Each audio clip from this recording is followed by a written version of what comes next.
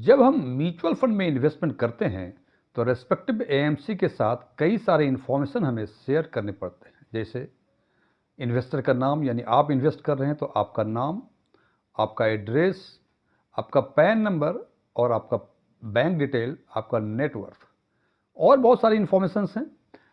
जब bank detail आप share करते हैं तो सबसे पहले उसमें आपको उस बैंक का नाम बताना पड़ेगा जिस बैंक में आपका अकाउंट है। फिर जिस शाखा में आपका अकाउंट है उसका आईएफएससी कोड बताना पड़ेगा और फिर आपका जो अकाउंट है उस का अकाउंट नंबर क्या है यही बताना पड़ेगा। और आपने जो बैंक डिटेल शेयर किया है इसका दो ही तरह का उपयोग होता है। पहला उपयोग, यदि आप इन्वेस्टमेंट कर रहे हैं तो आपका वो खाता डेबिट होगा, इसको मैंडेट देते हैं आप, उसके हिसाब से एएमसी आपके खाते को बैंक को आदेश देता है डेबिट करने के लिए और बैंक डेबिट करके पैसे एएमसी के पास भेज देता है। और यदि आपको रिडम्पशन करना है या विड्रॉल करना है तो आप एएमसी को आदेश देते हैं, एएमसी आपके फंड में से पैसे उस पर्टिकुलर बैंक को पर्टिकुलर अकाउंट में जमा करने के लिए पैसे भेजता है और अकॉर्डिंगली आपके खाते में पैसे जमा हो जाते हैं। आज हम चर्चा करेंगे कि यदि आपने इन्वेस्टमेंट कर दिया या कोई इन्वेस्टमेंट चल रहा है और आपका खाता या तो आपने किसी कारणवश बंद कर दिया या बैंक ने किसी कारणवश आपका खाता नोटिस दे के आपका खाता बंद कर दिया गया, तो ये इन्वेस्टमेंट जो है उस पर क्या असर पड़ेगा, और इस संबंध में हम 3 बातों की चर्चा करेंगे। सबसे पहला बात कि जो इन्वेस्टमेंट आपका है जो चल रहा है उसका क्या स्थिति हो सकती है। नंबर 2 कि यदि खाता बंद ही हो गया तो आपको कौन सा एक्शन लेना चाहिए। और नंबर 3 कि खाता बंद होने पर क्या क्या सावधानियां आपको बरतनी चाहिए। एस्ट्रॉन टैक्सपेयर के नए वीडियो में आपका एक बार फिर से स्वागत है। यदि इस वीडियो से आपके नॉलेज बेस में कोई वैल्यू एडिशन होता है तो इसको लाइक करें, कमेंट करें, अपने फ्रेंड्स के साथ शेयर करें, कमेंट करें, कुछ क्वेरी भी हो वो भी पूछें, आपको ये वीडियो कैसा लगा, कुछ जानकारी मिली या नहीं मिली इसके बारे में भी चर्चा करें। और यदि आपने अभी तक हमारा चैनल सब्सक्राइब नहीं किया है तो इसको सब्सक्राइब भी करें और बेल आइकन को प्रेस करें ताकि हमारे सभी नए वीडियो की नोटिफिकेशन आपको लगातार मिलती रहे। मेरा नाम डीएम झा है। अब सबसे पहले बात करते हैं कि यदि आपका इन्वेस्टमेंट म्यूचुअल फंड में है तो क्या क्या परिस्थितियां हो सकती हैं। सबसे पहली परिस्थिति है कि आपकी सिस्टमेटिक इन्वेस्टमेंट प्लान, जिसको आम बोलचाल की भाषा में एसआईपी बोलते हैं, जिसे कि प्रतिदिन या वीकली या फोर्टनाइटली, मंथली, क्वार्टरली आपके अकाउंट से पैसे डेबिट होके म्यूचुअल फंड में जमा होते हैं। तो अब चूंकि अकाउंट बंद हो गया तो जो एएमसी बैंक को आदेश देता है कि आप इतना पैसा भेजें, बैंक वो पैसे आपके अकाउंट का डेबिट करके नहीं भेज पाएगा। इससे होगा क्या कि आपकी एसआईपी डिसकंटिन्यू हो जाएगी। सबसे पहला इम्पैक्ट है कि एसआईपी आपकी डिसकंटिन्यू हो जाएगी। दूसरी परिस्थितियां हो सकती हैं कि आपने सिस्टमेटिक विड्रॉल प्लान यानी एसडब्ल्यूपी या रिडम्पशन के लिए एएमसी को मैंडेट दिया हो। एसडब्ल्यूपी और रिडम्पशन में एक ही फर्क है कि एसडब्ल्यूपी सिस्टमेटिक विड्रॉल प्लान है, मंथली, फोर्टनाइटली या क्वार्टरली पैसे आपके अकाउंट में क्रेडिट होते हैं जो आपके फंड से आते हैं, ट्रांसफर होते हैं फंड से, विड्रॉ होते हैं फंड से। और रिडम्पशन में चूंकि वन टाइम होता है कि आपने कुछ यूनिट्स बेची उसके पैसे आएंगे। दोनों ही केस में रेस्पेक्टिव एएमसी जो है बैंक को आदेश देगा कि कोई पर्टिकुलर अकाउंट, जो अकाउंट आपने म्यूचुअल फंड के साथ या एएमसी के साथ शेयर किया हुआ है, उस अकाउंट में इस अमाउंट को क्रेडिट कर दिया जाए। क्योंकि आपके वो अकाउंट बंद हो गए हैं तो बैंक उस पैसे को आपके अकाउंट में क्रेडिट नहीं कर पाएगा और वो पैसे वो फिर एएमसी को वापस कर देगा।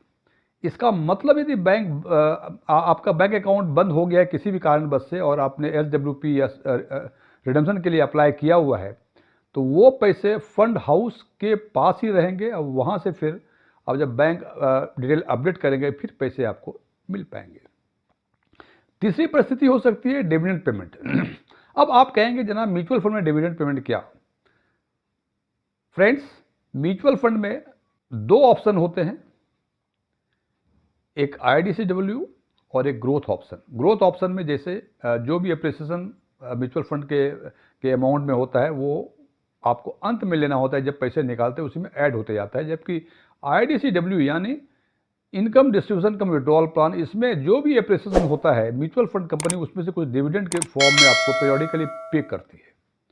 और जब पीरियडिकली डिविडेंड पे करेगी तो उसी हिसाब से एएमसी पैसे बैंक के पास भेजेगी कि पर्टिकुलर अकाउंट में, जो अकाउंट आपने शेयर किया था जब इन्वेस्टमेंट किया था म्यूचुअल फंड में, उस अकाउंट में क्रेडिट करने के लिए। चूंकि वो अकाउंट आपका बंद हो चुका है तो बैंक उस अकाउंट को, उस अमाउंट को आपके अकाउंट में क्रेडिट नहीं कर पाएगा और वो पैसे वो फिर रेस्पेक्टिव एएमसी को वापस कर देगा।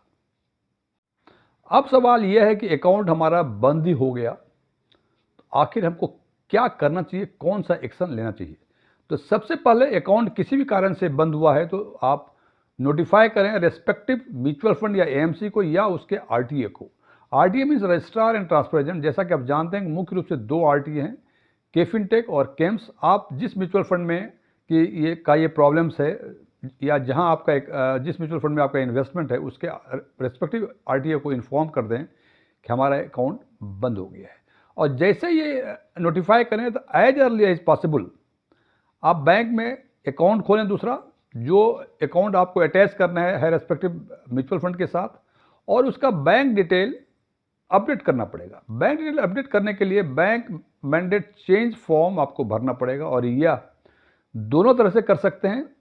एक तो हो सकता है कि ऑनलाइन करें, दूसरा हो सकता है ऑफलाइन करें। आपको रेस्पेक्टिव एएमसी को चेक करना पड़ेगा किस एएमसी ने ऑनलाइन का प्रोविजंस दिया हुआ है। हालांकि कुछ एएमसीज हैं जो ऑनलाइन की व्यवस्था किए हुए हैं, कुछ एएमसीज ऐसे हैं जो कहते हैं कि फिजिकल फॉर्म में ही हमको bank mandate change form submit कीजिए। जब बैंक चेंज फॉर्म सबमिट करेंगे जो भी इन्फॉर्मेशन होंगे उसको फिल करना पड़ेगा, और उसके साथ एक कैंसिल्ड चेक लीव्स नए अकाउंट का, जो नया अकाउंट अटैच करना चाहते हैं उसके साथ वो इनक्लोज करना पड़ेगा।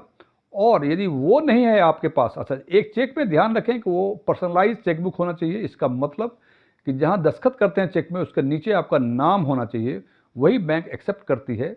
और यदि ये नहीं हो सकता है तो आप बैंक स्टेटमेंट का जो पासबुक का जो पहला पेज होता है वो देना पड़ेगा, जिसमें आपका नाम, पता, address, account number, IFSC code सब कुछ हो।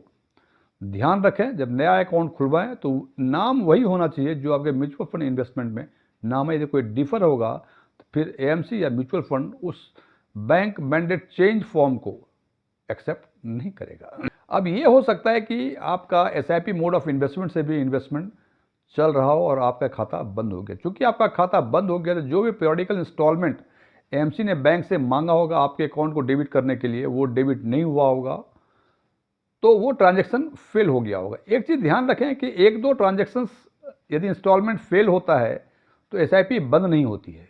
तो अकाउंट यदि बंद हो तो सबसे पहले एसआईपी को पॉज कर दें, और 10 दिन, 5 दिन, 20 दिन, महीने भर के बाद जब भी अकाउंट खोलें तो उसका डिटेल अपडेट करें।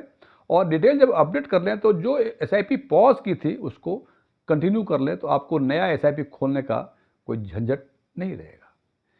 चौथा एक्शन लेना पड़ेगा कि आप अपने ईमेल और एसएमएस को, जो मैसेज टेक्स्ट मैसेज है, उसको बराबर मॉनिटर करते रहें। बिकॉज कि जब आपका ट्रांजैक्शन फेल होगा इसका इंटीमेशन आपके मेल पे जो आपने शेयर किया हुआ है इन्वेस्टमेंट करते समय, और उस मोबाइल नंबर पर जो आपने शेयर किया हुआ है इन्वेस्टमेंट करते समय, दोनों पे टेक्स्ट मैसेज आएगा, मेल पे आपको ईमेल आएगा जिसमें बताया जाएगा कि आपका ये ट्रांजैक्शन फेल हो गया। इससे ये होगा कि जब आगे रिजॉल्व करेंगे, इससे क्योंकि जानकारी है कि आपका ट्रांजैक्शन फेल हो गया तो इसकी समस्या का समाधान आसानी से हो पाएगा। मैं समझता हूँ इन चर्चाओं के बाद आपको ये समझ में आ गया कि किसी भी कारण से यदि आपके खाते बंद हो जाते हैं तो म्यूचुअल फंड में इन्वेस्टमेंट हमेशा सेफ है।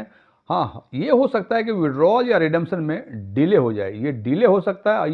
ये डिले कितना होगा ये आपके एक्शन पे डिपेंड करता है कि आप कितना जल्दी आप नया अकाउंट खोलते हैं और उसका डिटेल एएमसी के साथ अपडेट कराते हैं। अब सवाल ये है कि अकाउंट बंद ही हो गया तो कॉशंस क्या क्या सावधानी बरतनी चाहिए। सबसे पहले कि जैसे मैंने चर्चा की कि बैंक अकाउंट खोल के उसका डिटेल जल्दी से जल्दी अपडेट कर दें एएमसी के साथ। उसके बाद एक चीज़ और ध्यान रखें, बहुत सारे इन्वेस्टर्स को हमने देखा हुआ है कि उनके कई सारे म्यूचुअल फंड में इन्वेस्टमेंट होते हैं और हर इन्वेस्टमेंट में अलग अलग अकाउंट नंबर होते हैं, अलग अलग बैंक के या सेम बैंक के अलग अलग अकाउंट नंबर होते हैं। जनाब यदि ऐसा आपके साथ है तो उसका रिकॉर्ड मेंटेन करें किस म्यूचुअल फंड के साथ कौन सा अकाउंट नंबर है, सो दैट कौन सा अकाउंट बंद हुआ, कौन सा फेल ट्रांजैक्शन हुआ, इसका आप ट्रेल देख पाएंगे और उस पर उचित कार्रवाई कर पाएंगे। हालांकि मेरे अपने ओपिनियन में जनाब एक से अधिक अकाउंट रखने का जरूरत तब तक नहीं है आपके पास जब तक आपके पास इधर उधर के पैसे ना हो। यदि पैसे एक नंबर हो, पैसे आपकी कमाई के हैं, तो सारे म्यूचुअल फंड और इन्वेस्टमेंट आपके कई म्यूचुअल फंड्स में हैं, तो एक ही अकाउंट लिंक करें, रिकॉर्ड मेंटेन करने में सावधानी और कुछ और भी दिक्कतें आपको नहीं करनी पड़ेगी, क्योंकि लगता है यदि कई अकाउंट आप रखते हैं तो किसमें कितने पैसे हैं, यदि लाख करोड़ अरब पैसे हों फिर तो ठीक है, यहाँ लाख, हज़ार, 10,000, 5,000 के रुपए हैं, फिर 10 अकाउंट रखने से कोई फ़ायदा नहीं है। तो हालांकि ये निर्णय आपको खुद लेना है, ये मेरे विचार हैं, आप मेरे विचार से सहमत हो सकते हैं, सहमत नहीं भी हो सकते हैं। दूसरा, एएमसी के साथ एसएमएस और ईमेल अलर्ट सेट करके रखें, सो दैट आपका कोई भी इंस्टॉलमेंट कटेगा या कट गया या और कोई ट्रांजेक्शन फेल हो गए तो ये आपको अलर्ट मेल पे भी आएगा, एसएमएस भी आएगा।